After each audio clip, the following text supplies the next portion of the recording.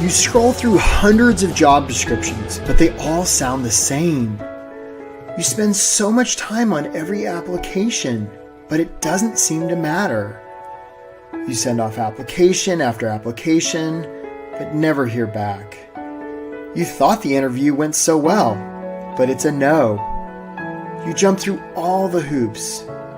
The news keeps saying how there are all these employers that are struggling to find people to hire.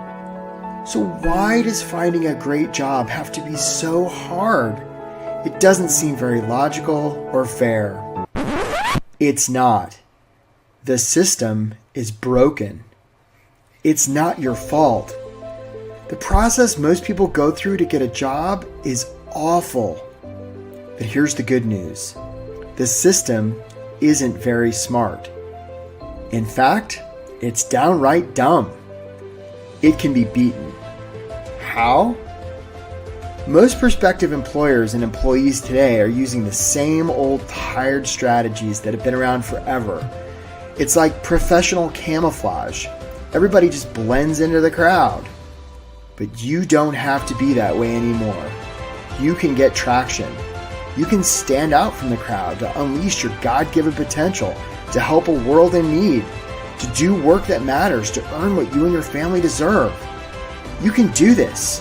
You're meant to do this. There are bright things on the horizon for you. This is the way.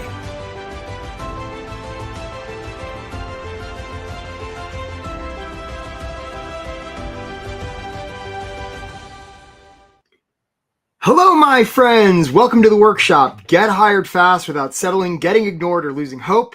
My name is Eric Woodard. I'm a high-performance career and leadership coach based out of Washington, D.C. And if you're here today on this Tuesday, I really want to honor you, know how valuable your time is. Know you probably hear from a lot of career gurus that know all the answers, and I don't know if I'm one of those or not, but really glad to have you here. And if you're watching the replay, also want to acknowledge you. You're not quite as cool as the people who are here live, and also fairly cool. I mostly want to make sure you guys can hear me. So if you would, put in the chat where you're from and how long you've been on the job search, because we got a nice big crowd today, and we're going to get started. Because sometimes, I see you there, Marcia and Fred, sometimes being on a job search can feel like pounding sand. Sometimes it can feel like waiting on a glacier. Sometimes it can feel a lot like wandering through the desert, Johanna in Montreal, and Jill in Michigan, and Christopher in Los Osos, and Vanessa in Portland, and Pamela in North Carolina. Sometimes it can feel like going into the arena, Howard in North Carolina, and Mike in Pennsylvania, and Aaron in Oregon, and Mohan in Bellevue. Sometimes it can feel like looking into an abyss, Cam all the way from London, and Paulo in the Bay Area. So who is this for? If you are unsure about the direction you want your career to go, Kate in Toronto. Did you notice how I didn't pronounce the second T, Kate?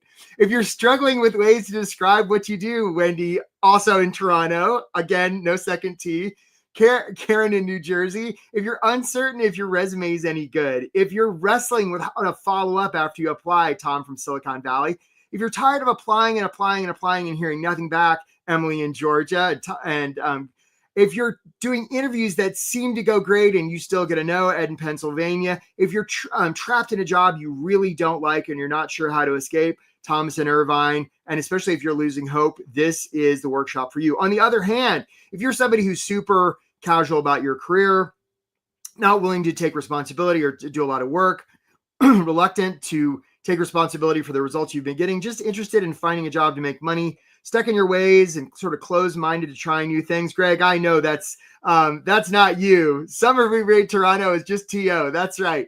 Unwilling to be authentic, then this may not be the place for you. And for the rest of us, what you're going to learn in this workshop, how to get hired fast without settling, getting ignored, or losing hope. I'm going to offer you 4 strategies, 9 tactics that you can put to work in your job search today so that you can do work that matters and pays what you and your family deserve. So our agenda for today, I'm just going to give you just 2 seconds about who I am, where I'm coming from. Some of you know who I am, and a lot of you probably don't. Again, 4 strategies, 9 tactics. I've also got an invitation. I've got a program. I know some of you are doing this workshop because you want to sign up for the program. And for those of you who are concerned that I charge real American dollars to help people earn money and so they can make real American dollars or Canadian dollars, I guess in some of this, like, it's fine. You don't have to listen to the end part. It's fine. We're going to take some questions after. And for the rest of you, I want to put the link in the chat. If you already know you're going to book a call, my only ask is you show up, no ghosting us, and you're ready to get started and you're open to make an investment in yourself. So if that's you, you can go ahead and do that. There's the link there. And we're going to take some Q&A. Okay.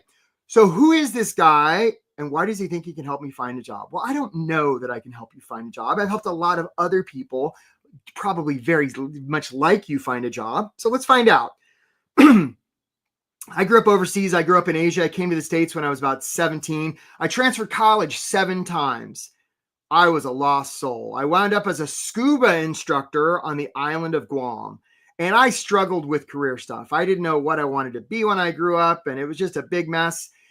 And I spent about 10,000 hours underwater. And I thought, there's got to be something more than this. So I thought, what would be a really cool job?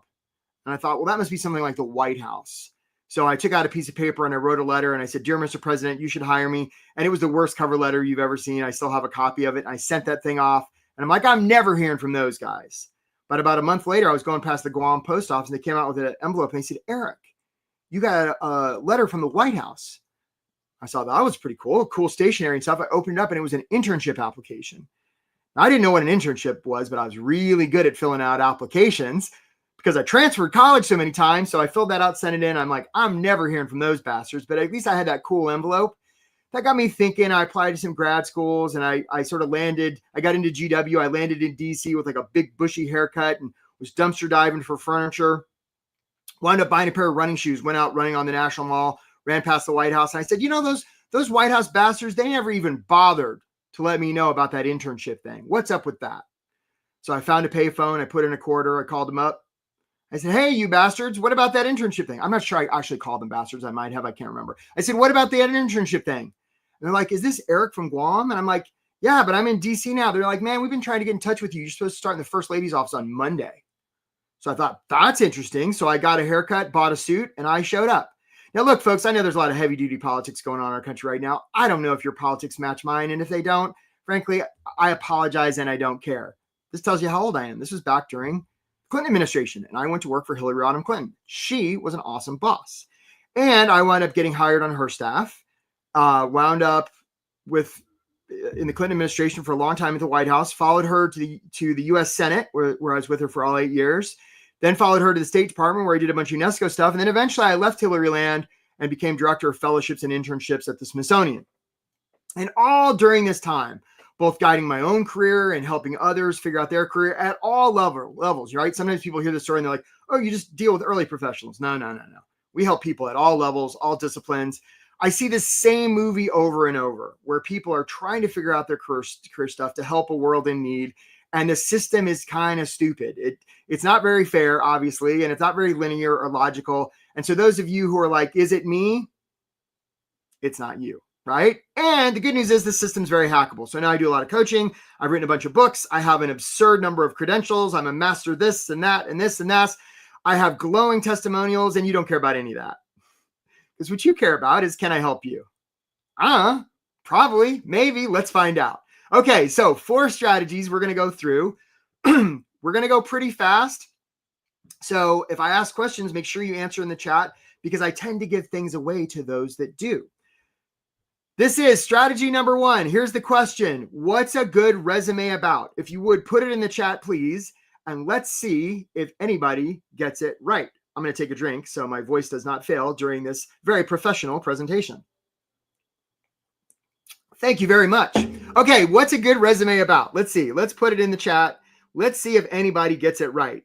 So Vanessa says results. Greg says gets you an interview. Rashad says accomplishments. So does Sherry. Nick says piquing interest to have a follow-up conversation. Not bad. Janita says highlighting how you can sales pitch. Rafaela says accomplishments. I have not yet seen the right answer. Mark says illustrating outcomes. Samantha says right now nothing. Okay. Mark says skill qualities. So I haven't seen the right answer yet. So a lot of you are saying a good resume is about you, right? And through how you can help. right? What are your skills, says Pamela. And those answers are incorrect. Because if you want to be influential with another person, the last thing you're going to talk about is yourself. The last thing you want to talk about is your personal brand, Paulo, right? You don't want to talk about you. A good resume is not about you. A good resume is about them.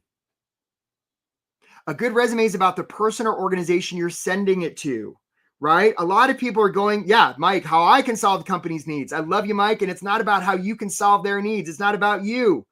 It's not about that. It's about them. So this brings us to strategy number 1. So many job seekers think, oh, it's about me, right? No, it's about them, because employers are focused on themselves. So the opportunity for you is to also be focused on them, right? Because that's what they're thinking about. And it's no wonder we might be focused on ourselves with a resume, because probably the first one we ever did was out of school. And in school, it is about us, right? It's our cubby, our worksheet, our desk, our report card, our transcript, our diploma. And yet when we move to the working world, it's not about us at all. It's about the constituent, the client, the customer, the shareholder, but it's not about us, right? So if you get nothing else out of this workshop, right? If you're one of these cats that's only going to watch the first 10 minutes of this, I'm so glad you're getting this, because this is one of the most important things I could share. You get this right, your job search will change, because everybody else is out there talking about themselves. Don't do that.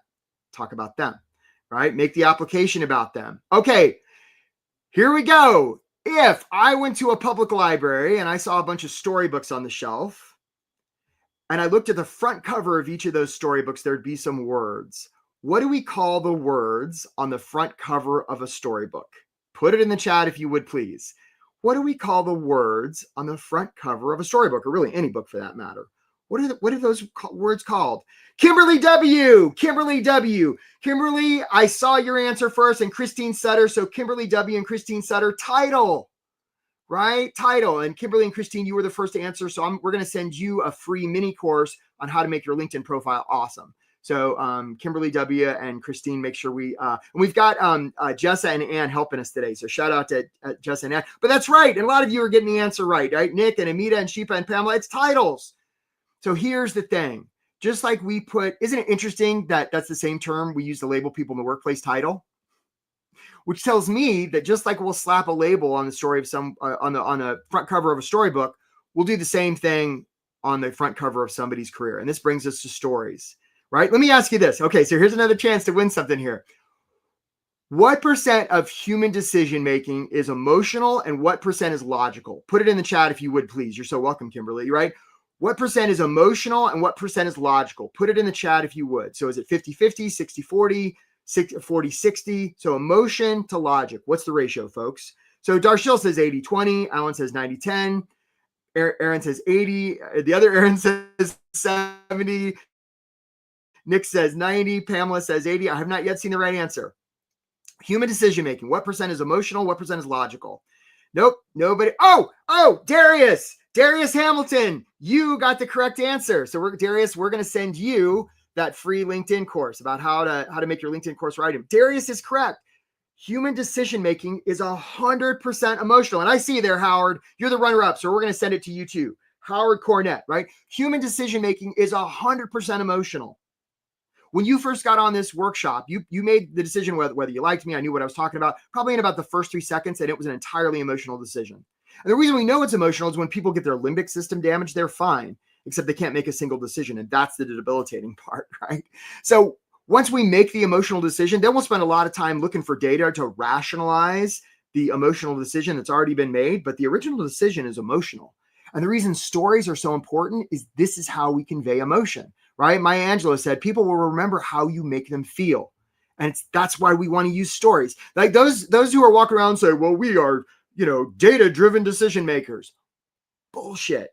Nobody is. And those who say they are just, okay. Nobody's a data-driven decision maker. That's not a thing, right? People remember stories and feelings. Our capacity for stories and feelings is like 40 billion bits a second. And our logical brain's like 20 bits. I mean, it's orders of magnitude, right? So you want to make your application a story. So perfect example. Notice I'm about to tell a story. One time I was taking a bunch of applications And I got one from Maggie, right? And she put the story in her application about how the summer before she'd been in a terrible car accident and her arm had been severed. Whoa, that's quite a story, right? So we accepted her. First day, I'm expecting her to walk in, right? I'm thinking about accessibility. This poor woman only has one arm. She walks in, first day, 2 arms. Now it was bandaged from where it had been partially severed and they'd reattached it. And she was doing some physical therapy, right? And was I mad that she had 2 arms? No, I was so happy she had both her arms. And I remember that story to this day, and that was probably 30 years ago, almost, right? So stories are your friend. Okay, next one. Who can tell me who this guy is? What is this guy's name? Put it in the chat if you would, please. I'll give you a hint. He comes from Idaho, right? He's involved in political campaigns. What's this guy called? Ophelia! Napoleon Dynamite, Ophelia Schultz, Ophelia Schultz. You were the first one to answer. We're going to send you how to make your LinkedIn course awesome. So a lot of you are getting this right. Sean says, Mr. Potato, right? So here's the thing, right? If you're not familiar with this movie, first of all, stop your job search and go see the movie, folks. We're trying to create a society here. Come on, please. And I don't want to spoil the movie, but the gist of it is Napoleon Dynamite's a high school kid. Jeffrey, he does get Sweet Air. Don't send Jeffrey Belgron a LinkedIn course because Sweet Air is like party on, man. Okay, yeah. So Napoleon's a high school kid. He sort of beats to his own drummer, and he finds himself on stage in front of the entire student body, and he's got to do some kind of performance. He's not prepared. That he manages to get a cassette tape up to the sound booth. They start playing the music, and there he is standing in front of the entire student body, and they're all staring at him. So Napoleon proceeds to do this crazy dance routine. I mean, this is the craziest damn thing you've ever seen. And I mean, it's wild. And when he's done, he's sort of sweating and panting, and all of his classmates are like this. And then they burst into wild applause. And the reason it works is because it's so authentic. Jamie Kern-Lima, the founder of It Cosmetics, says, everybody's a good dancer if they commit fully. And she's right. And this brings us to strategy number 3, authenticity.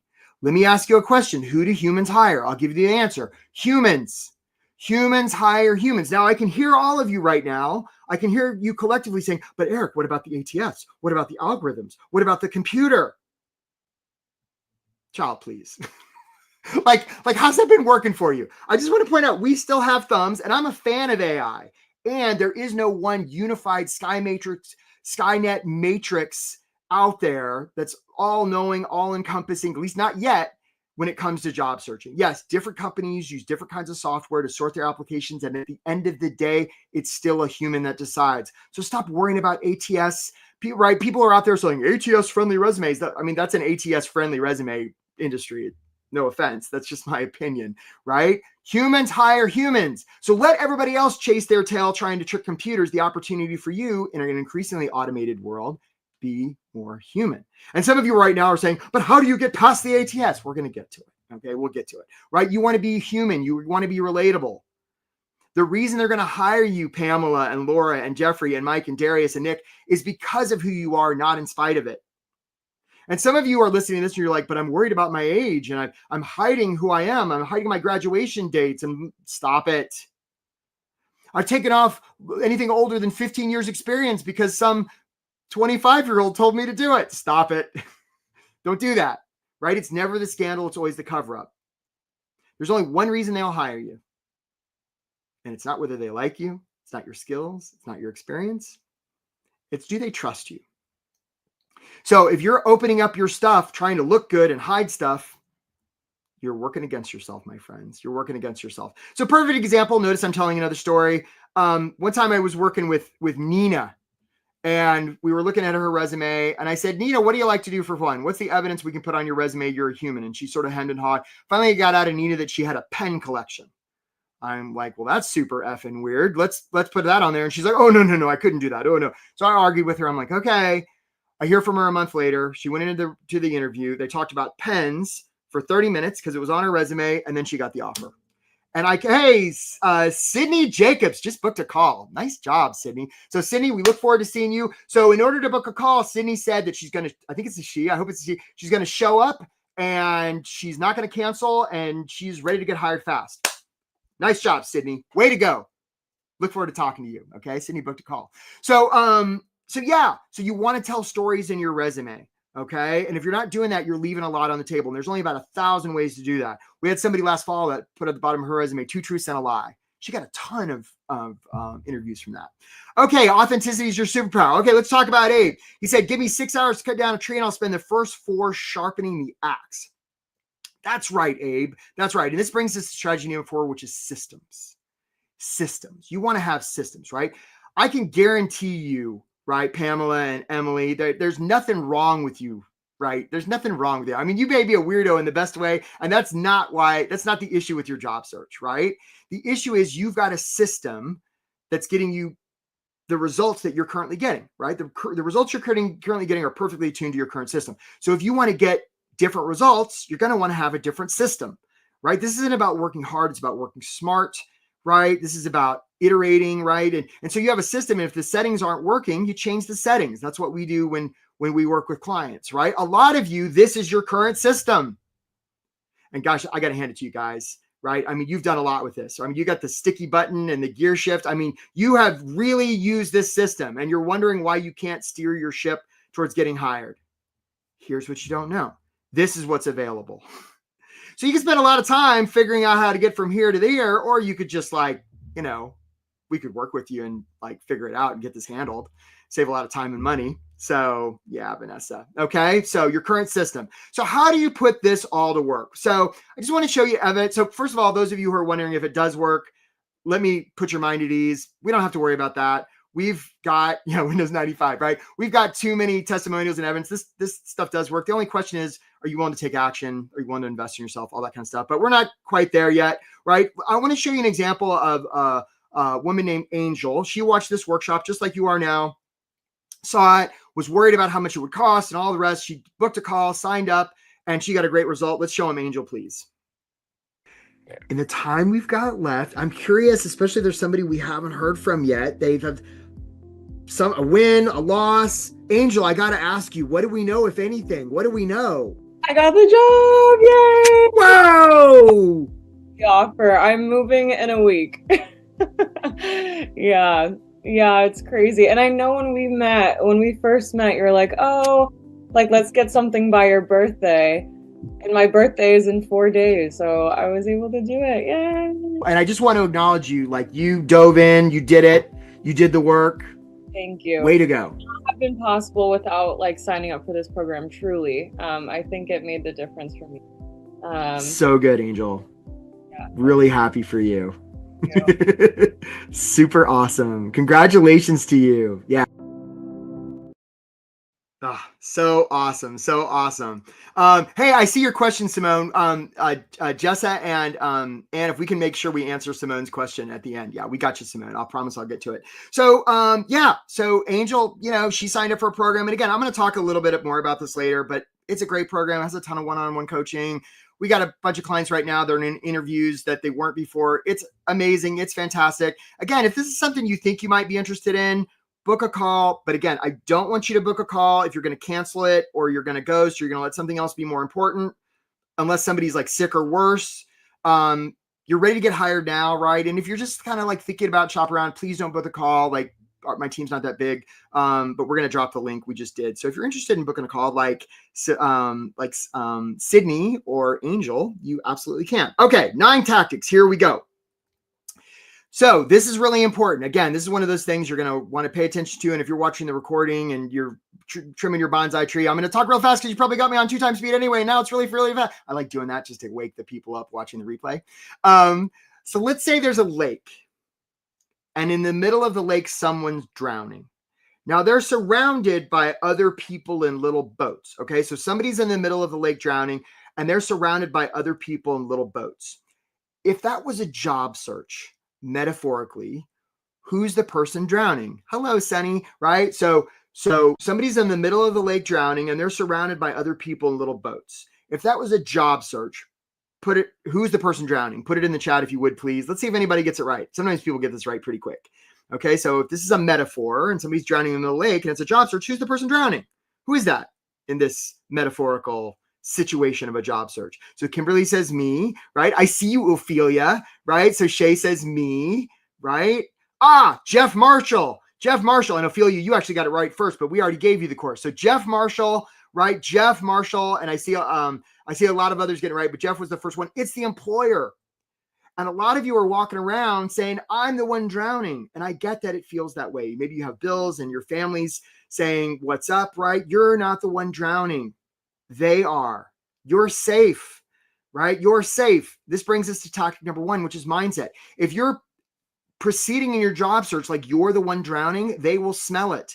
And if the one reason they're going to hire you is that they trust you, your only job is to give them safety. And if you yourself don't feel safe, psychologically safe, how can you make others feel safe? You can't. That's why mindset is so crucial. Any of you who've said anything in a letter or at an interview or something like this saying, I'd be really interested in your job, or I hope you pick me, or stop doing that. Hey, Chris, we look forward to talking to you, Chris. Great job, right? And Chris isn't going to cancel. He's going to show up. He's going to get hired fast. We love it, Chris. Okay. So remember, they'd be lucky to get you. There's a better way. And what this is approaching from a place of service, right? This isn't about you. This isn't about selling yourself. You're the one in the boat. They're drowning. And it's okay if they don't want to take your hand. You're fine. You're safe. Okay. And remember, selling is weird historically. We've got selling people, like we've gone over this historically, and buying people's even weirder. So don't do that. This isn't about selling anything. Okay. On to tactic number 2. Some of you have seen the show Deadliest Catch, where they put these big steel cages essentially on the bottom of the ocean floor with a little bit of bait, and crabs come along and they go in and they nibble and they catch crabs, and more crabs join, and there's Charlie joins, and there's Cheryl and Sally and Bob, and pretty soon lots of crabs join, but the bait very shortly is gone. Now here's an interesting thing that happens. At that point, if any of the crabs are like, there's no more lunch, I'm out of here, boys, the other crabs will pull them back in, because crabs instinctively feel safer with other crabs. They'll even remove one of their libs. They'll even do a crab murder to keep their fellow crabs in. And of course, the bad part is they all get pulled up to become dinner. And this brings us to tactic number 2, which is environment. A lot of you are walking around saying, oh, I'm procrastinating because I'm lazy, or maybe I had a bad experience with a former boss. If that's you, I'm sorry that happened, right? But you're procrastinating. You think it's your willpower. Nah, environment eats willpower for lunch. Right? So your environment is really crucial. I'm talking about your physical environment, your spiritual environment, your mental environment, your emotional environment, right? Your social environment. You want to make sure that stuff is dialed in to support you. And if you're not doing that, you're leaving a lot on the table. It's really, really important. It's one of the biggest things we do with clients, right? Some of you may be familiar with the idea of reference groups, right? You're the average weight, income, education of the 5 people you hang out with most. Exactly. So the opportunity could be for you to hang out with a community of people that are like they're in the business of getting this job stuff handled, right? You want to hang out with people that are getting hired fast. One of the things we offer in our program. Okay. It's hard to hit a blurry target. This brings us to tactic number 3, which is vision. What's the proverb? Where there is no vision, the people perish? Exactly. Sometimes I'll ask job seekers, I'll be like, well, how much do you want to make, Bob? And Bob will be like, and if anybody's named Bob here, I apologize, right? But the person, let's leave the Bobs of the world alone, will say, well, anywhere between $50,000 and $100,000. I'm like, well, that's beautiful. What do you want to do? Well, I want to help people. Also beautiful and really vague, right? Really vague. Okay. You don't want to do that. Clarity and specificity is vital, right? There's a reason when race car drivers drive 500 miles in a circle, they don't look at the outer wall, because the car will tend to go where they look. And if you're not looking anywhere, you're just going to be like those race car drivers driving around in a circle. No good for your job search. Okay. Tactic number 4. Okay. Here's another one for the chat. If I went to the store and I bought this, what would I be buying? What would I be buying, Thomas? Right? What would I be buying if I went to the store and I bought one of these? What would I actually be buying? Put it in the chat if you would, please. Let's see if anybody gets it right. So drill. Oh, Alan Karinsky. I'm mispronouncing your name, but Alan got it right. He was the first one out of the gate, right? Alan's right. A lot of you are saying drill. And what you're actually buying is a hole. Craig says a tool with no battery, right? What you're actually buying is a hole. Right? Nobody needs one of these sitting around your garage. I mean, it's very beautiful, but nobody needs this. What I actually need is the hole. And actually, now that I think about it, that's wrong too, because I don't need a bunch of holes in my walls. What I actually need is a place to put the hook. And actually, I don't want a bunch of hooks hanging on my walls. I'll gash my arm open, man. I'll be a bloody mess, right? I don't want a bunch of hooks coming out of my walls. I want a place to hang the photo. And actually, Wes and Alexandra and Pamela and Sharon and Greg, I don't want the picture. What I actually want is the feeling I get when I look at the picture of my beautiful family that's hanging on the hook, that's in the hole that was made by the drill. And this brings us to tactic number 4, which is give them safety. So look, folks, a lot of people are just out there talking about themselves and trying to trick ATS machines and trying to hide their age. And that's just a hot dumpster fire. And you know better than that now. And sometimes people listen to this workshop and I hear from them 6 months later and they say, Eric, I did your workshop. Hey, Saliha. Hey, Saliha, we look forward to talking to you, right? I hear from them like 6 months later and they're like, Eric, I'm talking about them. I'm like, show me. And what they're talking about is the drill instead of the thing that's keeping that employer up at night when they're looking at their ceiling trying to go to sleep. If you can get to that black swan, folks, you don't have to worry about the competition. You see how this is so much more sophisticated than most of the stuff you've been hearing about? We're just working at a different level. Let our competitors do all that other stuff, right? We're going to be doing this. I hear you, Greg. Hey, Greg, you're not going to put your graduation dates. I get it. I'm going to give you, and I don't know, Greg, so I'm going to give you a little straight coaching. Greg, what are you more committed to, getting hired or hiding your age? Either answer is okay. Okay. What keeps them up at night, looking at the ceiling, thinking about it? Hey, Alan, we look forward to talking to you, man. Nice job. Korakowski, I'm probably mispronouncing your name, right? How can you make them feel seen, heard, and understood? That's the key here. That's yeah, I hear you. Getting hired without ageism. And the one reason they're going to hire you is not your age. I mean, look, there's all kinds of isms out there, folks. I'm not going to say it, but the reason they're going to hire you is they trust you. And trust is built through authenticity, not hiding, not lying. Okay. Let's go on. Tactic number 5. You bet, Alan. Let's talk about paper. Okay. Paper. Here's a picture of my resume. It's sort of like the kitchen sink of the model home of resumes, right? Let's talk about paper, right? Resumes are kind of stupid. Cover later, but any of you who are in the business of making yours look like everybody else's, I want you to stop it. It's professional camouflage, right? Some people use software like Teal and other things. It's like, oh, my resume is so nice and it looks like the 1,000 other people. Stop. Right? If people are going to believe what you show them more than what you tell them. And if you're showing them that you look like everybody else, well, then you're just like everybody else. That's not the story we want to tell. Remember, the paper you send is a communication piece, how you send it, where you send it, when you send it. Hey, Vanessa, we look forward to talking to you, right? Nice job, Vanessa, right? Like it all matters. It all matters. Like how you communicate matters. People believe what you show them more than what you tell them. And by the way, if you've got that big honking paragraph at the top of your resume, my professional summary, let me tell you all about me. I won't show you anything that's possible for you. I'm going to talk about myself. Any of you who've hired anybody know that everybody just skips that and you're going to go right to experience. So you might as well start with experience. Don't have that stupid paragraph up there. Nobody's going to read it. And it's all about you. And it's you telling them a bunch of stuff. And there's no context. Victoria, you rule. We're going to talk to you. Can't wait. Okay, there's a better way to communicate, right? You want to communicate in a way an employer can't ignore. For instance, I have hyperlinks on my resume. Just one little thing of many, right? Do you have some on yours? Again, it shows them I know how to use the interweb, even though I'm kind of old. Okay, here we go. Tactic number 6. We're moving right along here. If a job application is submitted, but there is no follow-up, does it even make a sound? I don't know if it does, Thomas Hallgren. I don't know if it makes a sound, right? This brings us to tactic number 6, which is follow-up, right? Some of you apply and you're like, well, hope I hear back. And that's it. You don't want to do that, right? You want to follow up, right? Initiatives rewarded, right? You want to follow up, right? You want to follow up. You want to be willing to offend in the name of service. So go back to our example about the drowning person and you're in the boat, right? If they were face down in the water and you said, hey, buddy, you okay? And they didn't move. You wouldn't be like, oh, I don't want to bother them. No, you jump in the water, you flip them over, you start doing mouth to mouth. And if they came to and they were like, lady, I was just snorkeling, you'd be like, my bad.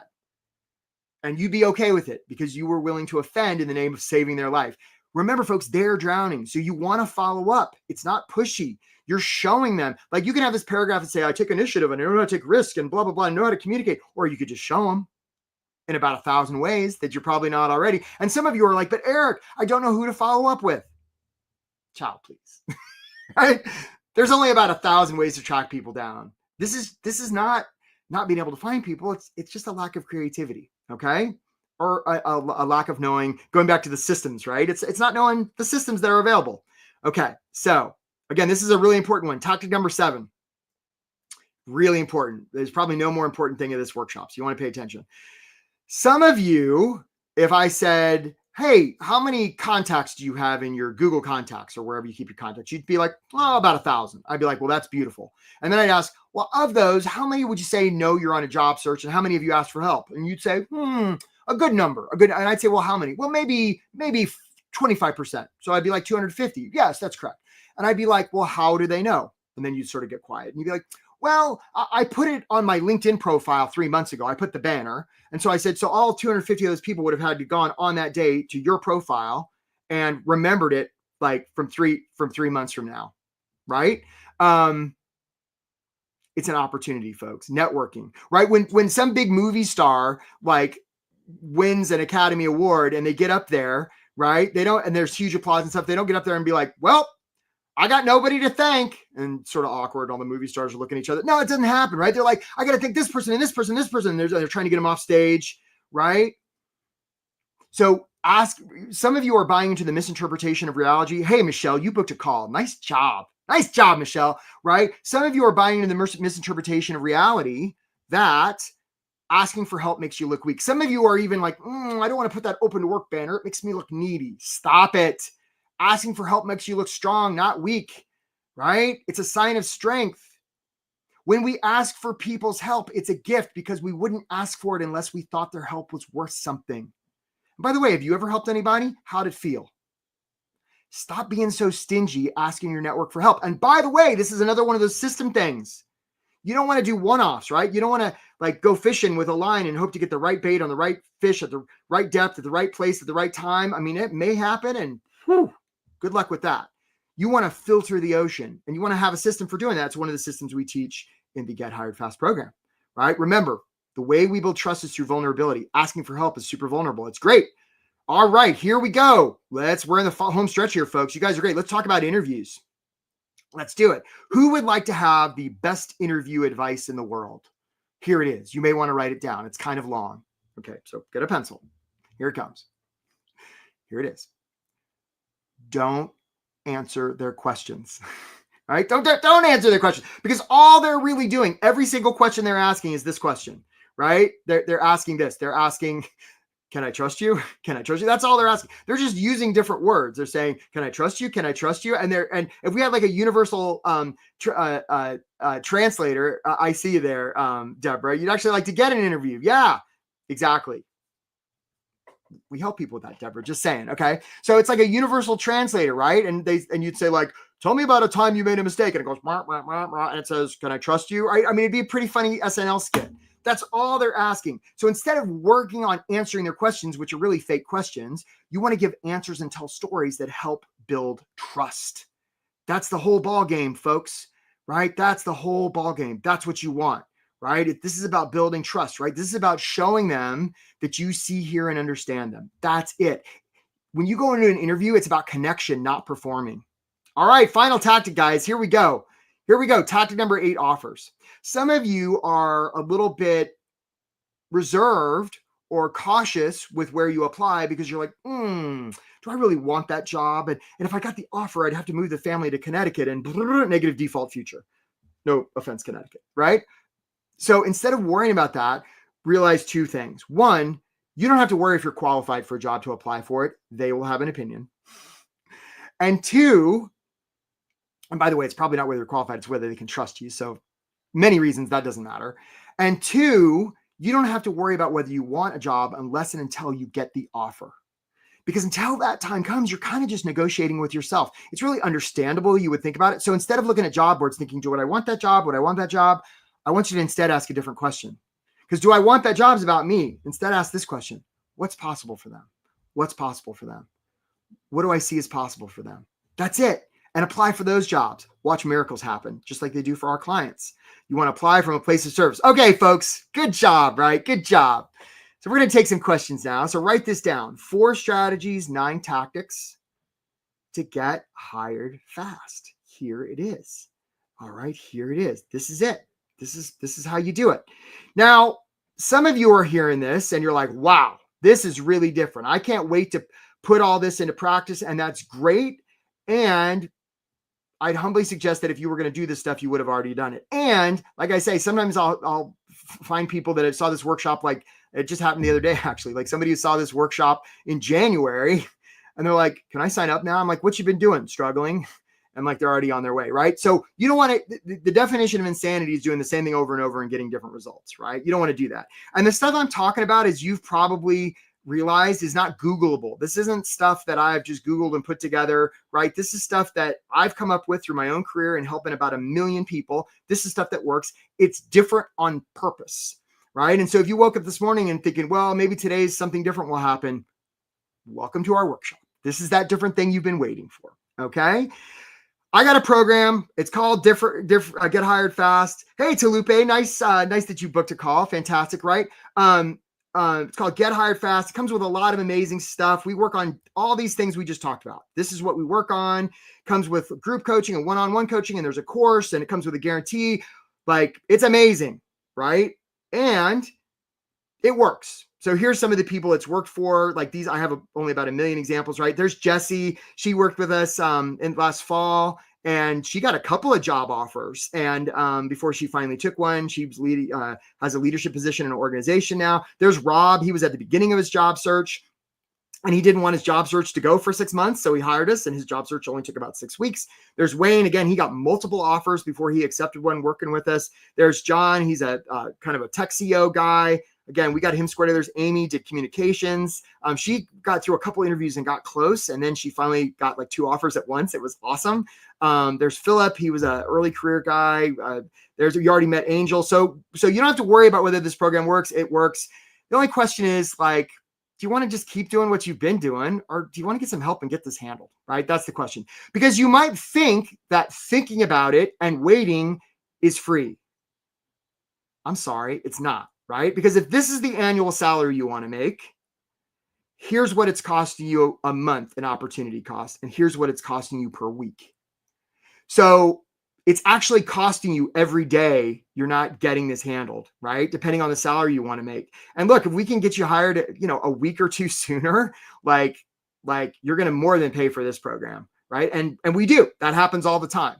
So I can't say exactly when you're going to get hired faster, but it's going to be sooner. And our goal is to get you hired in 3 months or less. So right now, this is June 17th. So how about some interviews in July some applications in July and interviews early August for you? How would that be? How would you like to get to work before Labor Day? Wouldn't that be awesome? So again, it's an amazing system, comes with all kinds of stuff, within the first, I've got clients now that started a couple weeks ago and they've already got their resume. They're already starting to get interviews. It's amazing, right? So got multiple payment plans available. You can start as little for a few $100s a month. Sometimes people come to me and they're like, well, Eric, can I get the job and you pay me later? I'm like, not exactly, but you can buy now, pay later. And that's what a lot of people do. They just, when they get the job, right, rather than struggling for the next year.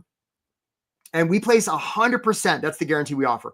100% of the people that stick with our program get placed, because we don't leave you by the side of the road, right? If we decide that you're somebody that we can work with, we stay with you until you get the job. Yeah, we won't quit on you, right? You stay with the program. And it's not just like you get an email once in a while. Like there's group coaching twice a week and all kinds of great stuff, right? You get access to me. So there's only about 1 million examples here of people who've done this program, and it's awesome and it's helped a lot of people. So if you're somebody who's going to sign up for one of these sessions, right? Book a call with me and my team, and you're going to cancel a no-show. You're just looking around. You're not in a hurry. I don't want you to book a call. This is not for you. Do not book a call. Please. My team only has limited slots. Don't book a call. And on the other hand, if you're somebody who's going to show up for the call, right, you're going to show up, you're not going to let anything get in the way of your future. You're open to taking action, even if it feels scary, even if you're worried about money, you're ready to get hired now, then book a call. Like, we can get this handled. You don't have to keep doing this on your own. And yeah, there's just a sign up form. It's really easy.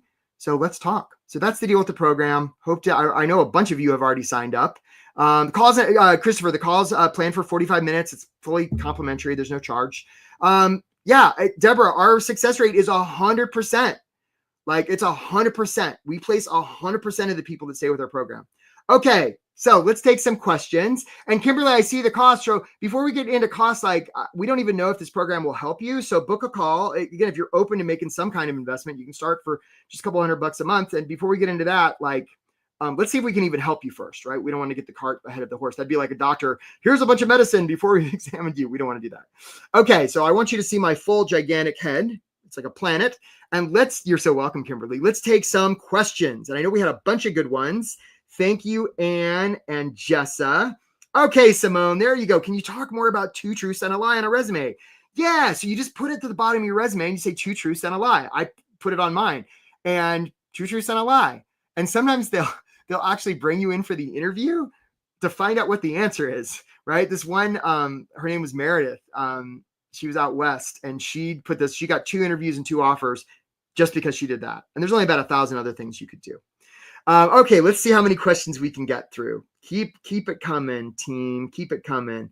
Victoria, can we get a sample resume? Because everyone, can we get a sample of resume? Because everyone with their opinion. I think what you're saying is like, Victoria, you want a sample of a resume? Yeah, we have samples of a resume. And Victoria, the opportunity, like, we want to make you have the most Victoria resume that's ever been written, right? What did Eisenhower say? Battle planning's useless, or battle plans are useless, but battle planning is indispensable, right? That the process one goes through to create their own resume, that's the magic. We want to teach you how to fish rather than give you the fish. So I don't know exactly what your resume is going to look like, Victoria, but we know it's going to be awesome. It's going to be the most Victoria resume that's ever happened. Okay, Joanna. Can you send the slides after? Yeah. So after we're done, especially on LinkedIn, my team will message you and say, hey, did you want the replay? So just make sure you respond to that, Joanna. We'll send you the replay. Guys, you guys are doing great with these questions. What's your success rate placing 100? Yeah, Deborah, it's 100%. That's 100%, right? Like we don't leave anybody by the side of the road. And the goal is usually 3 months or less that we place people. And if people take a little bit longer for whatever reason, sometimes life gets in the way or whatever, like we stay with you. As long as you're doing the work, we don't abandon you. That's why with these calls, I don't want you to book a call unless you're really committed. Like we're really committed on these calls. Like we don't mess around. We get hired fast. Okay. Ashley, what's the timeline for 100% placement? What types of roles do you primarily deal with? So Ashley, the goal is, 3 months or less. I have a lot of people that get hired way faster than that. And then they're like, I got all this coaching. What do I do? I'm like, let's make sure what happened in your last job doesn't happen in your next one, right? And so they get all kinds of great coaching. But yeah, the timeline is 3 months, and we place people in all sorts of different roles. It would be great if I did this, but like right now we have like educators and scientists and business people and sales people and tech people and at all different levels, right? Because everybody's different. All right, I love these questions, Jessica. So how do I incorporate the interesting personal facts? That's what you want to have a system, Jessica. That's one of the things we help people with in our program, because there's a lot of ways to do it. And we want to do it the way that makes that's most effective for you, Jessica. That's what, if you were to work with us, that's what we would work with you on. All right. What else do we got here? And is it still bad for your resume to be 2 pages? Oh, Jessica, I love this question. Hey, can we please send Jessica the how to make her LinkedIn profile awesome? Jessica Bland, because it's such a great question. In the history of the world, I have never heard of anybody not getting hired because of multiple page resumes. Now, they may have had a multiple page resume that was all about them, and it was just a bunch of pages. Oh, just page after page. Oh, I don't like this. That's possible. But if a resume is about the person reading it, 2, 3, 4, 5, 16 pages is not a problem. It'd be like me, Jessica, it'd be like me writing a book about Jessica Bland, and it was a good book, and I gave you the book. And I said, Jessica, here's a book about you. Would you stop reading at 2 pages? No, that'd be a page turner, right? So as long as it's about them, as long as it's germane to them, don't worry about how many pages your resume is. That's one of those things that some resume writers put out there. It's not helpful in my opinion. Okay, what else do we got? Hannah. Hi, Hannah. How to navigate gaps and layoffs. Should you include on a resume or just address? So here's the thing. No, this is sort of like Jessica's question, Hannah. Nobody's gotten hired or not gotten hired because they had a gap on their resume. That's not a thing, right? What they've gotten hired or not hired for is they didn't trust the person, right? So the reason the gap can sometimes be an issue is because they're like, if people don't have something in there, they'll make stuff up, right? Well, what are they hiding? It's sort of like it's sort of like hiding your age. Well, what are they hiding? They must be worried about their age. What else do we know? They're hiding their career history. So it's fine. There's ways to handle a gap, but the best policy is just tell the truth. Hey, I was taking care of my sick parents, or hey, I started a venture, or maybe I did some consulting, and there's some savvy ways to do that. Yeah, but Again, people are going to hire you because you're human, Hannah, not in spite of it. I love the question. Oh, so many great questions. Ed, is the program effective for all levels of experience and roles? Yes, it is. I think I have somebody in the program right now that's 79. We've never had an octogenarian. We've gotten close.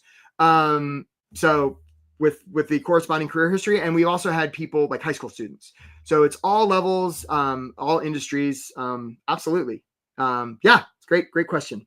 What's in the program example? Okay, Jajal. So just really quick, and again, I don't want to talk about features and benefits because that would be about me. So I'm trying to practice what I preach here. But yeah, so it's got group coaching, right, twice a week that I lead, and it's not like 300 people. It's usually about 15 or so because people don't stay in the program long because they get hired fast. A lot of one-on-one coaching. You start with me, and then you work with other coaches. It's got an online course that if you think this was good, wait until you see the paid version that's longer. It's way better. We send you job leads. We have this tracker console thing that we do. And I'm forgetting. Oh yeah, we have a community online. We have a Slack channel where I'm the one on there, like looking at resumes and cover letters and giving you feedback. It's just me, just little old me. So I hope that answers your question. Okay, Victoria, applying to a job is honestly a full-time job on its own. Yeah, I can feel that way. And it's very exhausting, discouraging. Yeah, right. So Victoria, I really appreciate this question. If Victoria's not already getting our LinkedIn course, let's send it to Victoria, because you can have the best resume and cover letter and follow-up and networking. You can have all that dialed in. And if your mindset's no good, it won't matter. So that's where we start, right? We start with mindset, right? This isn't about impressing anybody. Like what they think of you is none of your business. Because see, if we make the job search about us, that can be stressful, right? Selling ourselves can be really stressful. And the opportunity instead is make it about them. Make it about them. See, once it's not about us anymore, it's not stressful. The mindset stuff goes away real damn fast. So that's what I would say, Victoria. All right, we got time for just a couple more questions. Love these questions. Amina says, is it a good idea to creep open to work? Yeah, of course. Why wouldn't you, Amina? Remember, it's never the scandal. It's always a cover up. And asking for help makes you look strong, not weak. Now, we don't want to reach out to an employer. This is going to be creepy, right? I'm going to do something that's going to be creepy. I'm just warning you. I did this the other day on a group call, right? If I got on a phone and you answered it, and this is for everybody, and I said, I need you, right? You'd hang up, right? That'd be super creepy, right? So we don't want to come to a job from, I need a job, right? We don't want to be like we're the person splashing the water drowning. We're the one in the boat. We're safe. We're not the one who needs them. They need us, right? And the only reason putting something up open to work would be bad is if we suddenly feel needy. So, right, if we're coming from a place of strength and abundance, yeah, I'm open to work. It can be really neutral. It's almost like saying, hey, somebody out there is in need and they need stuff that I've done before, right? That's the mindset we're after. Great question, Amina. Okay, let's see what else we have here. Paulo, does the program also help for looking for positions in within your company? Sure does. Absolutely. 100 million%. And sometimes people, Paulo, they want to take a dual track. So sometimes people want to get promoted. Sometimes people are in the situation where they're like, I want to start a business or I want to do a job. We help people with that too. All right, guys, I'm going to take 2 more questions. I really appreciate all this. How do you transfer your experience about the company when you tweak a resume per application? Yeah, so we have a process for that, right? So if a resume is about them, we never want to send the same resume to more than one person or organization, right? And you want to have a system for that because like trying to rewrite your resume for every job, that just sounds horrible and painful. So you want to have a system for doing that keeps it nimble and easy, makes it about them. It's one of the things we offer in the Get Hired Fast program. Okay, last question here. Sharon, is career break? I wouldn't say career break because Sharon, that's about you, right? There are probably other things that you could put there. Or if you're busy putting your months on your resume, stop doing that. Sometimes that can help, right? Taking the months off. There's ways to handle this, right? There's ways to handle that. So look, guys, I really acknowledge everybody who is here on this workshop. You guys stayed so long. I just want to say, like, look, if you've been at this for a while and you've been having, working to get results, and you're not getting the results you want, doing the same thing over and over, like, come talk to us. You don't have to do this alone. We've helped a lot of people. Can we help you? I bet we could at least explore it. We'll tell you if we don't think we can help you. And if we think we can, we'll tell you that too. All right, guys, I send you lots of love. Keep your chin ups, bright things on the horizon for you. Really acknowledge you for taking the time to be on this workshop. You're going to figure this out, I promise. And please know, I hope I get to talk to you in either way. I'm so cheering for you. Take care, my friends.